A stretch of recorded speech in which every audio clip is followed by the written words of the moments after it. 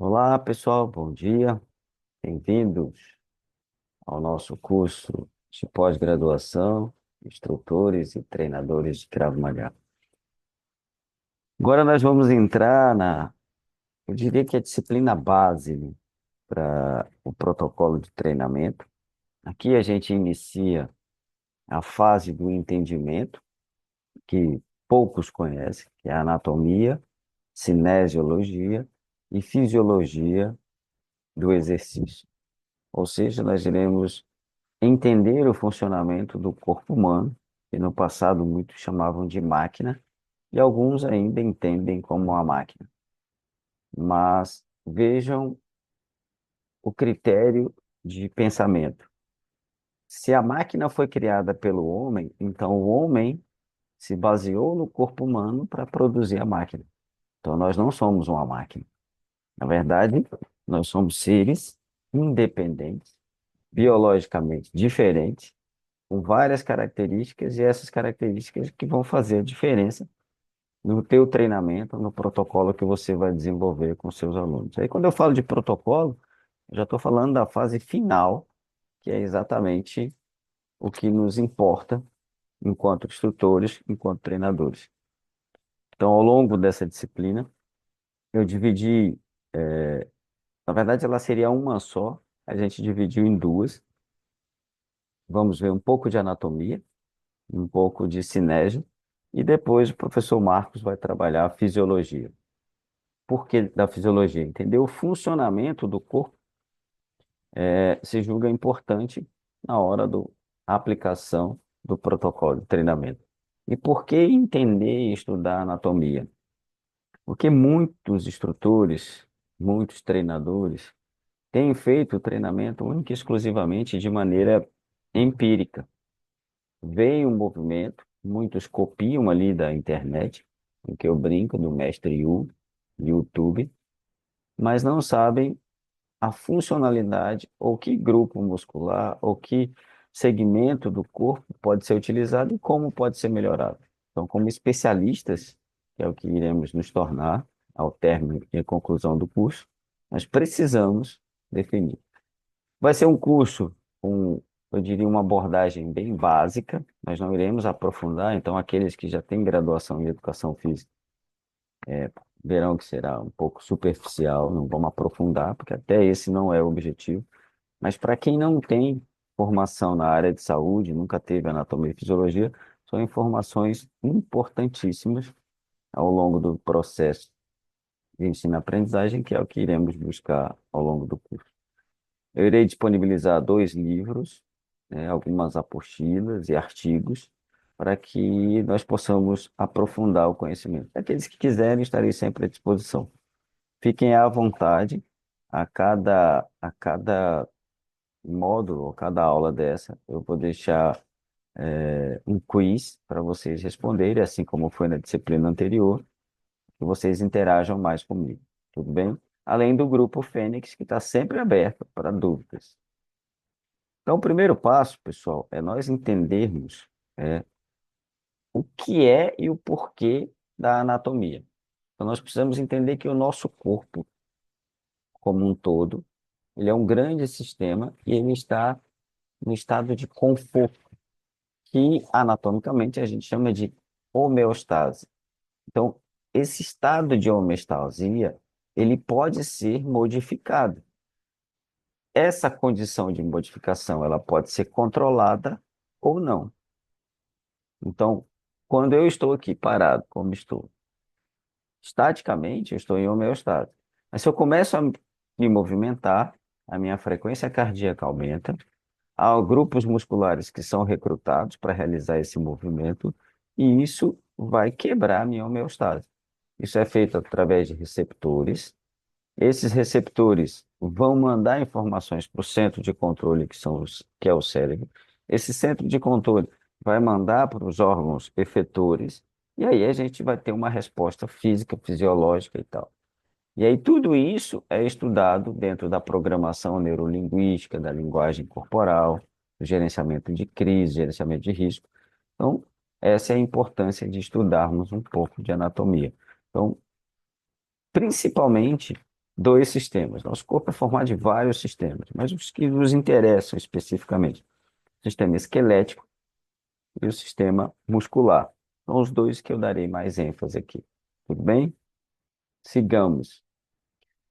Bom, o esqueleto humano, ele tem, no adulto, 206 ossos.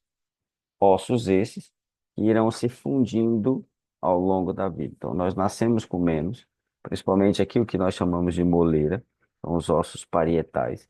Eles são cartilagens que vão fechando ao longo da vida. Mas, no esqueleto adulto, são 206 ossos. Os dois, né, na verdade, os menores ossos do corpo humano ficam no ouvido, o martelo, bigorna e estribo, que são chamados de ossículos. Professor, mas nós vamos lá estudar o osso. Não, ossículos. Os menores são no ouvido. Ah, mas por que saber que esses dois ossos, os três ossos menores estão no ouvido? Porque, por vezes, a gente, no Krav Maga, ficamos inventando aí os sparrings, achando que está tudo certo, sem proteção nenhuma, e expomos o nosso aluno a pancadas na altura da têmpora, do osso temporal, e pode afetar esses ossículos de maneira a causar micro lesões. Lesões essas que ao longo do tempo você vai tirando a audição do aluno e não se apercebe como foi. Por isso que a importância não só da anatomia, mas de entender o grau de responsabilidade que temos. E o maior osso do corpo humano é o fêmur, que é o que a gente encontra na perna. Tá, mas e daí? Qual a importância disso, André? É importante salientar que em um adulto, o esqueleto compreende em torno de 20% do peso total do corpo, sendo que desses 20%, 50 deles, ou seja, 50% é de pura água. E aí entra outro ponto lá ligado à fisiologia. Durante o meu treino, o aluno não bebe. Você está simplesmente contribuindo para que no futuro ele desenvolva artrite, artrose e osteoporose, além de complicações renais. Então, meu querido, durante a fase do seu treinamento, que dura 1 hora, o aluno tem que pelo menos hidratar antes, durante e depois. Ah, eu não deixo. Você está sendo irresponsável. Como especialista, você não faria isso. E quando você explicar isso para o aluno, ele vai entender. Mas ainda, poxa, o meu professor é preocupado com a minha saúde. E esse é o grande intuito do nosso ensino. Porque, como eu já falei anteriormente, Krav Maga é meio de vida, não meio de morte. A gente busca sobreviver. E a sobrevivência começa no treino. Sigamos. Então, vamos lá. O nosso esqueleto ele é dividido em dois, né, a níveis de estudo. Você vê um aqui na cor amarela e uma cor vermelha. O está na cor vermelha é o que nós chamamos de esqueleto axial, ou seja, é o áxio, o centro. E o que está em amarelo é o apendicular. Apêndice, pendurado, penduricário, ok? Então, esqueleto axial central, esqueleto apendicular são os apêndices. No axial, nós temos o crânio, nós temos a coluna vertebral e a caixa torácica. São estruturas extremamente importantes porque elas guardam, tecnicamente, os órgãos principais do nosso corpo. No crânio está o nosso cérebro, na coluna vertebral, né, nós temos ali a medula espinal e na caixa torácica nós temos todos os nervos e tendões que vão dar sustentação ao nosso corpo. Já no esqueleto apendicular, nós temos as nossas cinturas. Essas cinturas são as responsáveis pelos movimentos. Então, acima, nos ombros, nós temos a cintura escapular, do osso escápula. Nas extremidades, nós temos os braços. E temos na cintura propriamente dita, como todo mundo conhece, que é a cintura pélvica. Nós temos o movimento do quadril. Nas artes marciais, principalmente as japonesas, se trabalha muito tandem, quadril. E os membros inferiores, que são as extremidades inferiores. Então, o que é importante aqui, professor? Entender que o nosso corpo, diferente do pessoal da minha década que aprendeu cabeça, tronco e membros, nós temos dois esqueletos. esqueleto axial, composto pelo crânio, coluna vertebral e tórax, e o esqueleto apendicular, que é a cintura escapular, membros inferiores ou extremidades superiores, cintura pélvica ou extremidades inferiores. Tudo bem? Sigamos. Bom, vamos lá. Isso sim é importante guardarmos. Quais são as funções, ou seja, quais são as principais funções do esqueleto humano ou do sistema esquelético? Suporte, ou seja, dar suporte aos órgãos internos e nos dá essa postura. Por exemplo, eu estou sentado aqui, né, conversando com vocês, mas para que isso ocorra, eu estou sentado sobre a cintura pélvica, especificamente sobre o cóccix, e estou sendo sustentado pela minha coluna vertebral. Não fosse isso, eu despencaria, como ocorre com as cobras, né, com os animais que não possuem esqueleto para esse suporte. Apesar da cobra ter, não tem uma sustentação que a mantém ereta. Proteção. Poxa, proteção. É, o esqueleto tem a função de proteção. Ele que nos protege, principalmente os órgãos internos. Mas no nosso caso, se trouxermos para a parte externa, é como formos fazer uma defesa. Os ossos que fazem essa defesa são proteções. Essas proteções não só internas, mas externas, tá? E movimento, que é a parte que mais nos chama a atenção do nosso esqueleto. Então, quais são as principais funções do esqueleto humano? Suporte, proteção dos órgãos internos e movimento. Isso é importante. Tudo bem? Vamos lá. Funções. Nos ossos, por si só, tem funções importantíssimas. A primeira, produção de células sanguíneas. Então, por isso que eu devo, durante o meu treino, realizar a hidratação, uma alimentação adequada, fazer uma progressão. Porque se eu sobrecarregar, eu vou estar impedindo o meu aluno de produzir. Não impedindo, mas estou dificultando a produção de células sanguíneas. Armazenamento. Armazena o quê? Estas células a nível de medula óssea. O nosso cálcio, todo o cálcio do nosso corpo é armazenado no osso. Então, sem esse armazenamento, sem o cálcio, nós teremos ossos frágeis, com fraturas constantes. Também, outra parte importante é o ferro. Quando vocês forem ver a parte de nutrição e a parte de bioquímica, com a doutora Nádia, vocês entenderão que o ferro é como se fosse o transportador da nossa energia. Sem o ferro, nada. O treino seria uma porcaria, porque nós não teríamos condições. Lembram, pessoal da minha geração, quando, poxa, fulano está com anemia, aí cozinhava um feijão com prego dentro.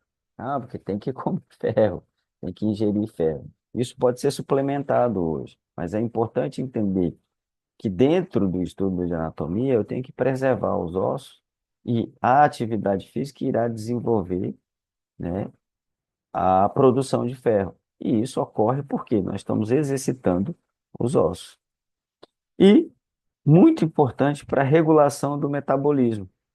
Por meio do quê? De um hormônio chamado osteocalcina.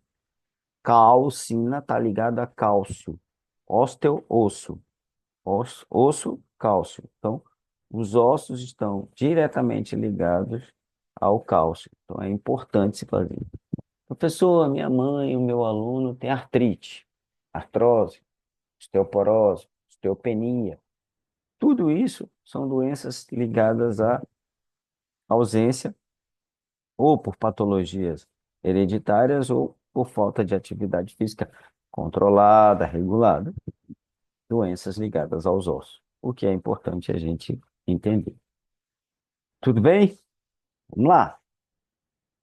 Os ossos, por si só, são classificados de várias formas, mas é claro que aqui nós não vamos, como eu falei, aprofundar. O que nos importa é que entendamos que nós temos no nosso corpo ossos longos, e aí eu vou dar o exemplo do húmero, do rádio e da una, são os ossos do braço e do antebraço.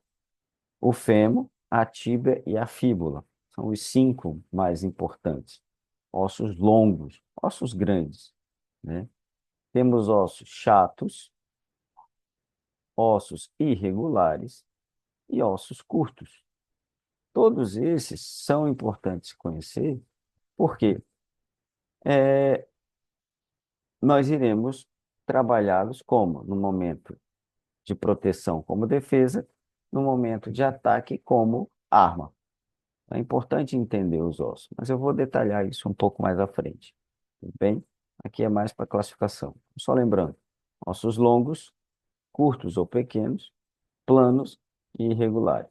Um exemplo de osso curto ou pequeno, ossos do dedo, os ossículos do ouvido, martelo, bigode, estribo. Ossos planos, a escápula. Ossos irregulares, os ossos da coluna vertebral. Ok? Vamos lá. O esqueleto axial, né, é o eixo central, ele é principalmente composto por ossos planos. O que quer dizer? Ossos que são, pela própria definição, achatados, por isso não plano, que tem como objetivo principal a proteção. E aí, o mais importante deles é a nosso cérebro, ou a caixa craniana. Essa proteção se dá exatamente porque toda a estrutura centro-nervosa, todo o controle do nosso corpo está aí no cérebro. Então, por isso que ele é tão protegido. E que todas as modalidades de lutas, artes marciais, esporte de combate, veem como um órgão vital para a sua proteção, a cabeça. Cuidado com a cabeça. Quando eu vou amortecer, protejo a cabeça para não bater a cabeça. Quando eu vou defender, levanto os braços e protejo para não acertar minha cabeça. Então, tudo isso, o esqueleto é que está protegendo. Então, o que a gente tem que fazer a nível de treino? Aumentar essa proteção. A maioria das articulações, né, o que liga esses ossos, elas são fixas e não permitem muito movimento. Exemplo do crânio. O único osso que se movimenta é esse que vocês estão vendo em mim, que é a mandíbula, né? Até tem um desenho aí do He-Man que tinha o nome do seu inimigo, chamava mandíbula. É a única parte que se movimenta. E é importante salientar que também é ponto vital. Boa parte dos ataques são em cima da mandíbula ou do osso nasal, porque são muito frágeis, né? Os mais frágeis, ou têmpora. E isso é importante para a sua defesa ou para o seu ataque. Então, o entendimento de pontos vitais. Outro ponto importante do esqueleto axial é a coluna vertebral. Essa sim requer bastante atenção. Vocês viram lá na disciplina da doutora Heloísa, a preocupação com a sua proteção e com não se lesionar. Então, nós temos dentro da coluna vertebral cinco divisões. No passado já foi só quatro, mas são cinco, que é a cervical, tórax, lombar, sacral e coxigiana. Então, mesmo lá no cóccix, onde a gente está sentado agora, quem estiver sentado, nós temos aí uma subdivisão, que eu vou detalhar agora. Então, vamos lá. A coluna vertebral ela é composta ao todo por 33 vértebras.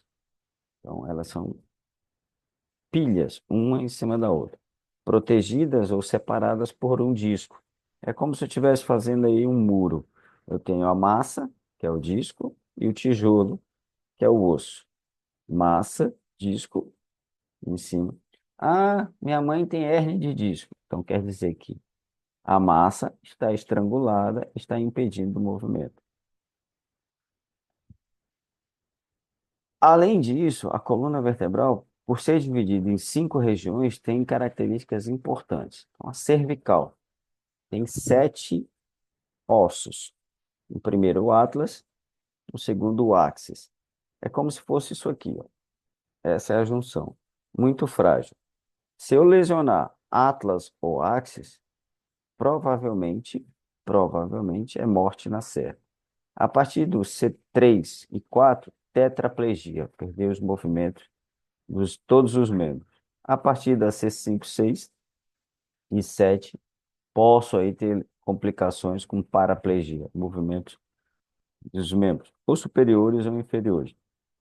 É muito, muito, muito, muito perigoso. Eu vejo isso diariamente, principalmente no ensino de rolamento ou de amortecimento, a falta de preocupação de alguns instrutores e professores com o queixo colado no peito para proteger a cervical. Então, isso não é bobeira. Isso aí é uma regra não só básica, uma regra máxima. Quem não protege a cervical vai provocar lesões gravíssimas. Como também tem gente que fica, ó, com essa mania de querer instalar o pescoço diariamente. Isso não é recomendado. Você está provocando micro lesões na sua cervical. No futuro, você terá aí o pescoço rígido por artrite, artrose, exatamente por conta desse movimento abusivo diário. Já a coluna torácica, ou torácica, como alguns autores chamam, ela tem 12 vértebras. Boa parte das lesões, como bico de papagaio, é, lordose, não, escoliose, cifose, se dão por conta. Excesso de peso ou exercícios descontrolados sem o mínimo de preocupação, também provocam isso.